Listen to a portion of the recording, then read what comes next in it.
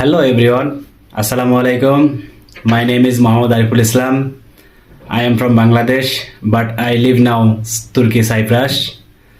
You are coming to Turkey, Cyprus, but your all work understanding, okay?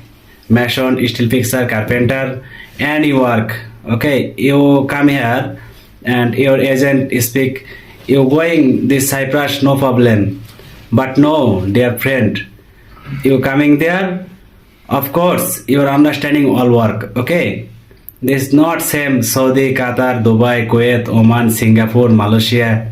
You going another company, another mason have, another carpenter have, steel fixer have.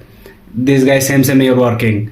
But no, you coming there, your all work understanding, okay? But you not understanding, every month your salary coming your slow, okay? So be careful, okay?